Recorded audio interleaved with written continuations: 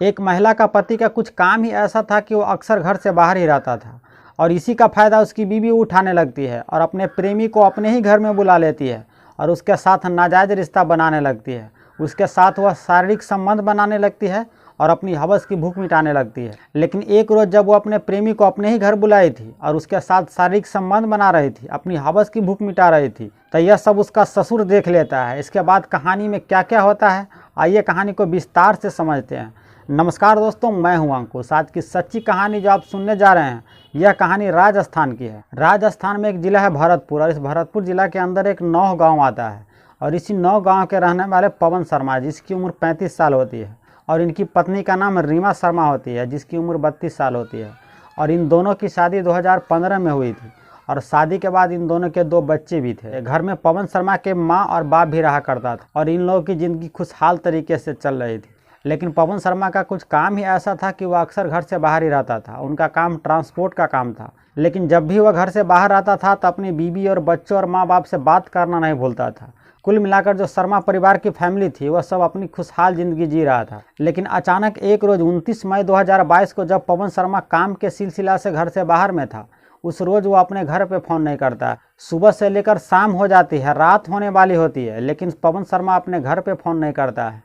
और यह पहली बार ऐसा था कि जब पवन शर्मा घर से बाहर हो और वह अपनी बीवी, बच्चों और माँ बाप से बात न किया हो। पवन शर्मा के बीवी और उनके माँ बाप भी पवन शर्मा के फ़ोन पे कॉल करता है, लेकिन फ़ोन लगातार स्विच ऑफ आ रहा था।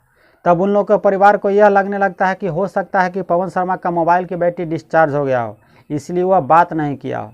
इसके बाद 29 तारीख के बाद हो जाती है 30 तारीख, 31 तारीख, लेकिन पवन शर्मा अपने घर पे कॉल नहीं करता है और इधर से लगातार जब उसके फ़ोन पे कॉल करता है तो फ़ोन स्विच ऑफ आ रहा था।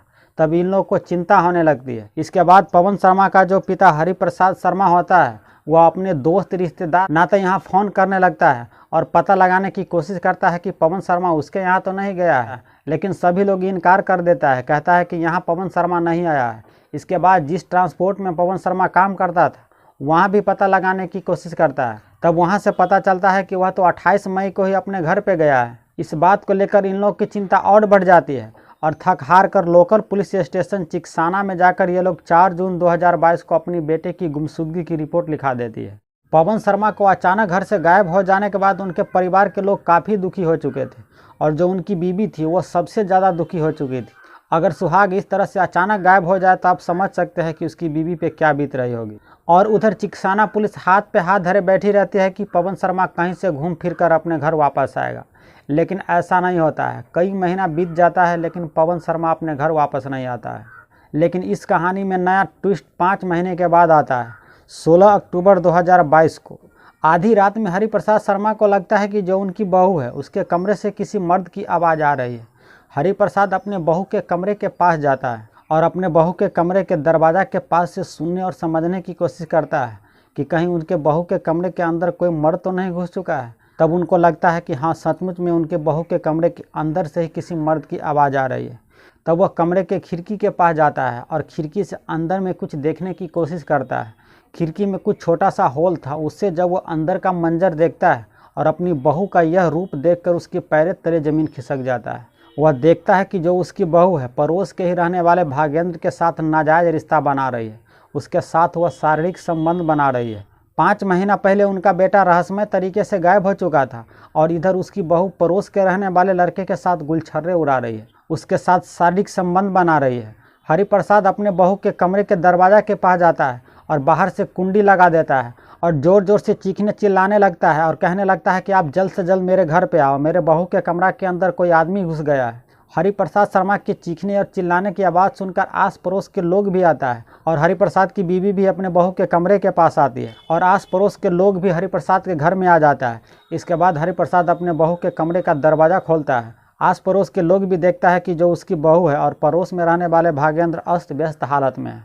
इन दोनों को अस्त व्यस्त हालत में देखने के बाद इन लोगों को गुस्सा फूट जाता है और दोनों को जमकर पिटाई करने लगता है। इन दोनों को खूब पिटाई करने के बाद हाथ पैर बांध देता है और इसके बाद पुलिस को कॉल करता है और थोड़ी ही देर में चिकसाना पुलिस हरिप्रसाद शर्मा के घर पे आती है। हरिप्रसाद पुलिस को बताता है कि यह दोनों कमरे के अंदर गुलछर्रे उड़ा रहे थे, आप इन दोनों को गिरफ्तार करके ले जाइए और हमारे बेटे की गुमशुदगी में इन्हीं दोनों का हाथ है, आप इससे सख्ती से पूछताछ कीजिए। 5 महीने से हमारा बेटा गायब है और यह अपने आशिक के साथ गुलछर्रे उड़ा रही है। हमें पूरा यकीन है कि हमारे बेटे का गायब करने में इन्हीं दोनों का हाथ है। आप इन दोनों से सख्ती से पूछताछ कीजिए। हरिप्रसाद जो अपने बेटे की गुमशुदगी की रिपोर्ट लिखाई थी, उस रिपोर्ट में इन दोनों का नाम जुड़वा देती है। पुलिस अब इन दोनों को गिरफ्तार करके थाने ले आती है। इसके बाद इन दोनों से पूछताछ करती है, लेकिन शुरुआती पूछताछ में तो यह दोनों इनकार करता है। लेकिन जब इन दोनों से सख्ती से पूछताछ करती है, भागेंद्र तो नहीं टूटता है, लेकिन रीमा शर्मा टूट जाती है और कबूल करती है कि हाँ, उसने ही अपने पति को गायब किया है। और आगे यह भी कहती है कि हमने तो भागेंद्र के साथ मिलकर 5 महीना पहले ही उनको कत्ल कर चुका हूँ। पुलिस रीमा से पूछती है कि तुमने अपने पति को कत्ल कैसे किया और क्यों किया। तब रीमा बताती है कि उनका पति काम के सिलसिला से अक्सर घर से बाहर ही रहता था। पड़ोस के रहने वाले भागेंद्र उनके घर आना जाना करता था। इसी आने जाने के दौरान रीमा और भागेंद्र की दोस्ती हो जाती है और यह दोस्ती प्यार में कब बदल जाती है, इन दोनों को पता ही नहीं चलता है। पति के रहते हुए 2 बच्चों की मां को गैर मर्दों के साथ प्यार हो जाता है। और जब भी पवन शर्मा काम के सिलसिला से घर से बाहर जाता था, तब रीमा शर्मा रात के खाने में अपने सास ससुर और यहाँ तक कि बच्चे के खाने में भी नींद की दवाई मिला देता था। और जब यह चारों गहरी नींद में सो जाता था, तब अपने प्रेमी भागेंद्र को कॉल करती थी और अपने घर बुला लेती थी और फिर उसके साथ वह नाजायज रिश्ता बनाती थी, अपनी हवस की भूख मिटाती थी। और जब भी पवन शर्मा काम के सिलसिला से घर से बाहर जाता था, तब रीमा ऐसे ही करती थी। खाने में नींद की दवाई अपने सास ससुर और बच्चों को खिला देती थी और अपने आशिक को घर बुलाकर उसके साथ अय्याशी करती थी। और यह सिलसिला कई महीनों तक चलता है। लेकिन एक रोज पवन शर्मा घर पे कॉल नहीं करता है।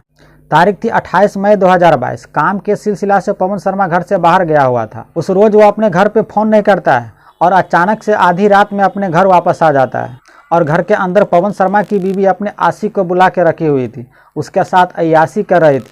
यह बात रीमा को पता ही नहीं थी कि आज उसका पति घर वापस आने वाला है। पवन शर्मा आधी रात को अपने घर के पास आकर अपनी बीवी को कॉल करता है और दरवाज़ा खोलने के लिए कहता है। जैसे ही यह बात उसकी बीवी सुनता है कि उसका पति दरवाज़ा के सामने खड़ा है, उसकी हालत ख़राब होने लगती है।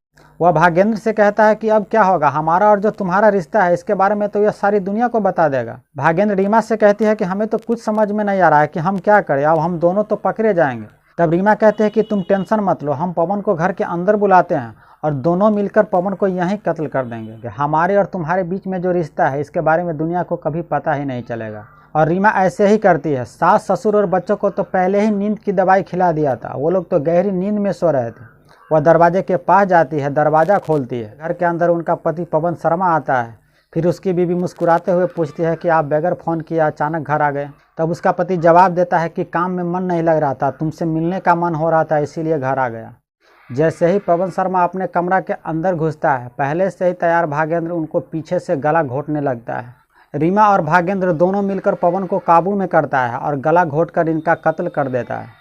यह दोनों इन चीज़ों के लिए तैयार नहीं था। पवन शर्मा का यह दोनों मिलकर तो कत्ल कर दिया था, अब बारी थी लाश छुपाने की। लेकिन इन लोगों को कुछ समझ में नहीं आ रहा था लाश को कैसे ठिकाना लगाए।